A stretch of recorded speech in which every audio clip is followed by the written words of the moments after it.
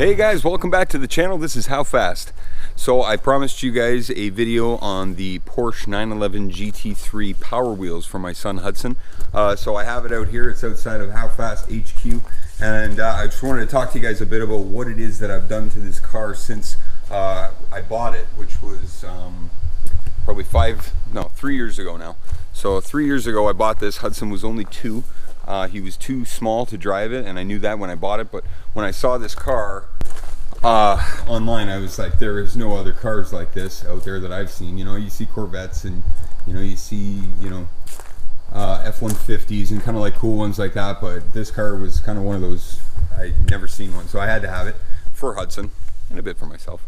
And originally it had chrome wheels on it. It looked a bit like this. And so obviously, knowing that Hudson was too small to drive it, I had to kind of remedy that. So I went online and I picked out a couple of items. One of them being a linear actuator, which I don't know if you can see, it's tucked up down there right now. It's all disconnected because I had to make this thing remote control so I could drive it.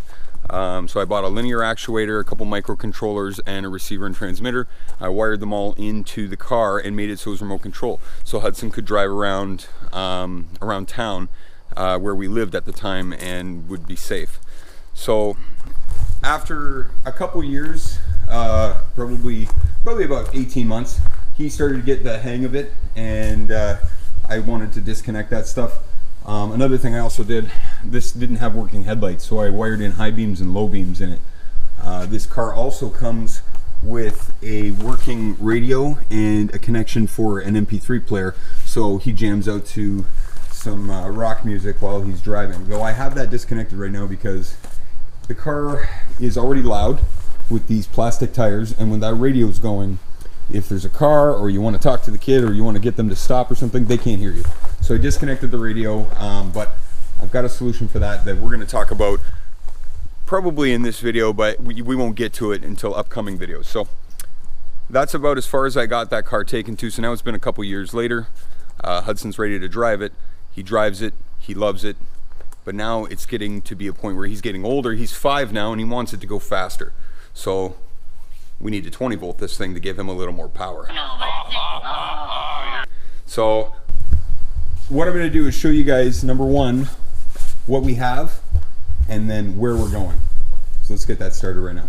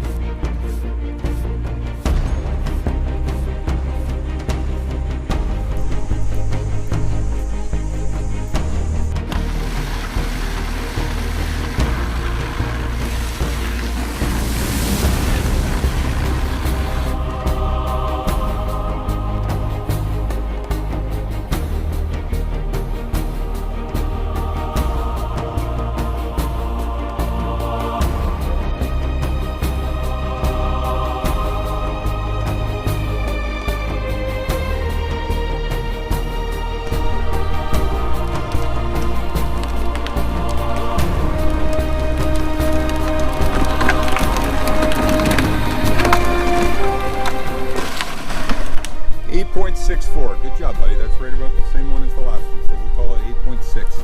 Okay? Okay, from a roll, go. Ready.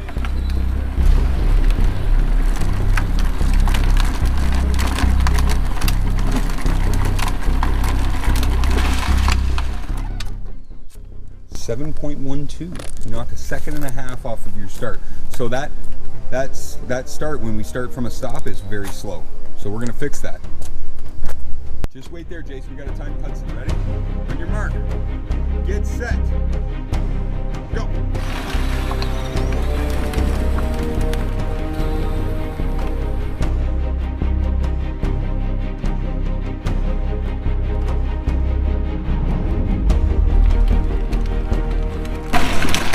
Okay, buddy. There's 36 seconds. That was good. Good job. Was that fast? It's pretty fast, but we're gonna make it faster.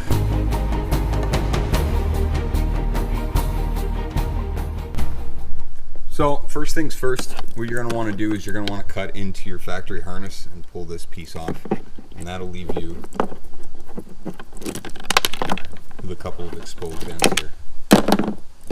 Save this in case you ever want to go back to it or whatever, but you're not going to be using that piece. Next, you're going to want to pull apart the USB adapter. As I mentioned, I got this online on like at eBay for 13 bucks, I think, so pretty good deal for what it's worth. When you crack it open here, you open it up, you'll find this microchip in it. You'll see there's 3 wires. There's a power and a ground and probably a signal. Cut those.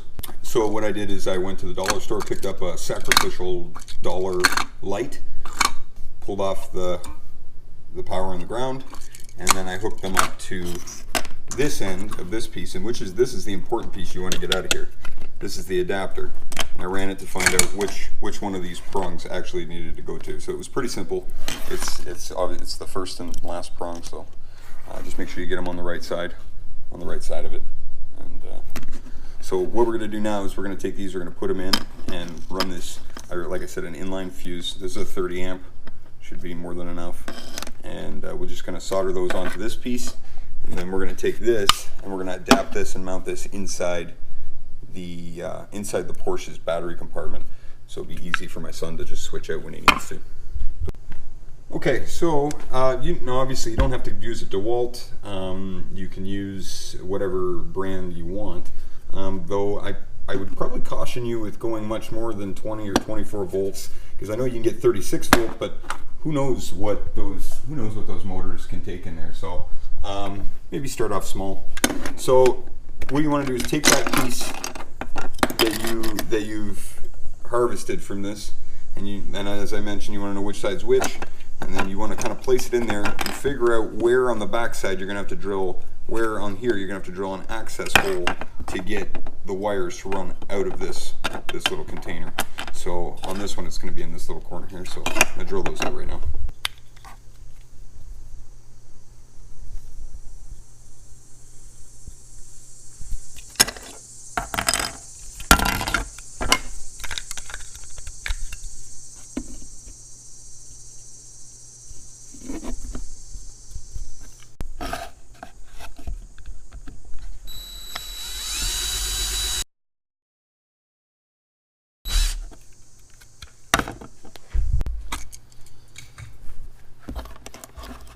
So I went out and got just this purple wire. That's going to be my ground. I'll just feed this through, and then we'll solder these up, and then we can just marette them into the car.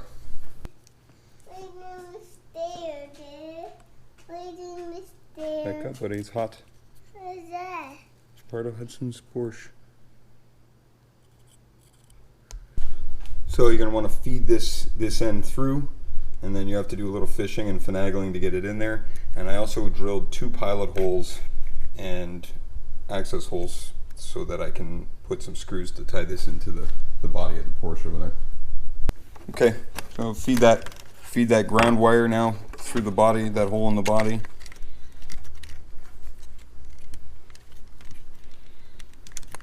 This is the finagling part I was talking about. Kind of pull the wire.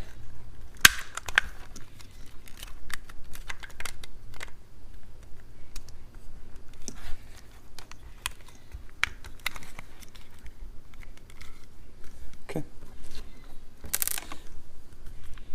Snap, click, a little screw.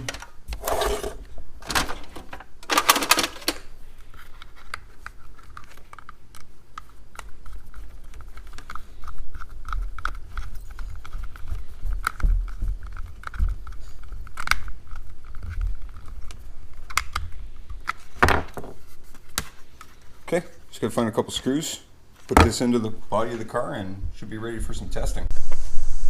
Okay guys, so back over here at the car, got our new piece wired up with our fuse. We're gonna put this down in here, drill a couple of pilot holes, and yeah, should be able to slap this thing in and wire it up, all done. Okay, that was honestly one of the harder parts, getting this thing down in here. So it's in. I threw a piece of 2-sided tape and the 2 screws in there, so it's not going anywhere. So now I'm just going to marette these up, marette these 2 up to the ground and the positive, and we should be able to slap the battery in it and see if there's any difference.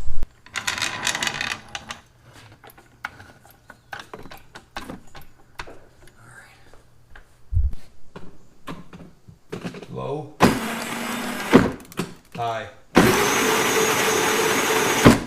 Woo! I'm sure you guys probably wouldn't be able to tell, but I can tell just by the RPM that thing is running way faster. So now let's get Hudson and do some time trials and see how those compare to the stock runs. Okay guys, this is my son Hudson. He's 5 years old and this is his Porsche. Are you ready, Hud? Yeah. Yeah? Let's get going.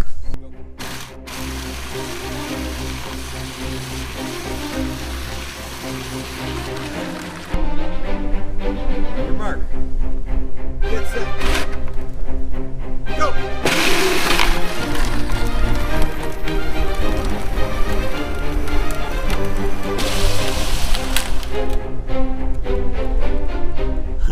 That was a lot faster, buddy. Good job. Get set.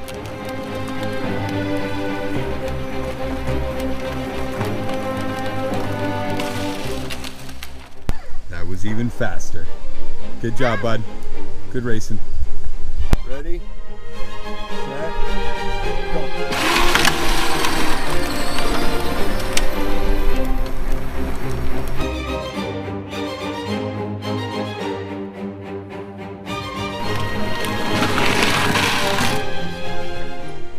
27 seconds. You shaved 10 seconds off your time. Faster. Nice, buddy. Faster. Good job. Good driving.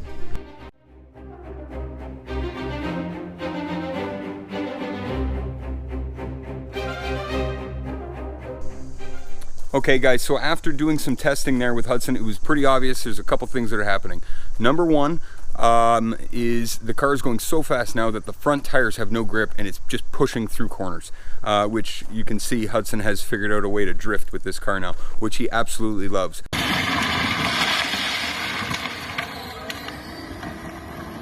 However, in order, and I mentioned this in the last video, a couple videos ago, I have an idea how to make this thing 0 to 60, and I mean 0 to 60 foot, a little bit better. And I have some bike, like road bike tires, like kind of like a Tour de France bike, on their way here now. What I'm going to do is I'm going to cut those down and I'm going to glue them to the outside of these tires. Now, of course, Hudson's drifting days will be over and he's upset about that. It is going to make this car take off the line, and that will drastically improve how it feels, like that butt dyno feel. The only problem I'm having with worrying about that is that right now this thing is cruising, it's cooking, and when you step on the gas it spins quite a bit as it takes off, and it kind of lets off all that torque. When I put the rubber on these tires, all that torque's going to go to the motor and the motor mount and the gearing on here, and I just wonder how much that can take before it breaks. So that could be detrimental to this car, but at this point right now, with the way Hudson's driving it and all the drifting that he and his brother are doing in it, these plastic tires, there's not going to be much left of them. So, and I had kind of already figured that, so I've obviously planned ahead for this, and these are already on order. Maybe before we even do that, we may just do the fronts in the rubber and leave the backs plastic and see how much sliding they get done. There's Jace, our little test pilot. By the way, I'm a big fan of B is for Build. If you guys don't know who he is, look him up on YouTube. Chris is awesome. So a couple things we found. Number one, these little 2 amp hour batteries. These really only last probably about 15 or 20 minutes on full charge, and basically every lap around our circuit you can hear the RPMs drop. So that one, we're probably going to look for a 5 or a 10 amp hour, and that will probably make it last probably 45 minutes to an hour, which is pretty much on par with the 12 volts that are in these things stock.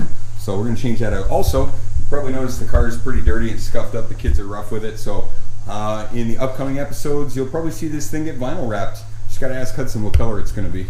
So hope you guys found this informative. I hope you enjoyed the episode, and I hope you do this for your kids when you get a chance and when they're ready for it, because I'll be honest with you, it's fast, and the smiles on their faces is worth every second you spend doing it. So if you guys get an opportunity, check out some of the other videos on our channel, and if you're looking for any of our HowFast swag, you can get some of our t-shirts and you can place them on order. Get in touch with us either on Instagram at how__fast, or you can get us in our email at howfast10@gmail.com. As I said, guys, please like, subscribe, comment, and share.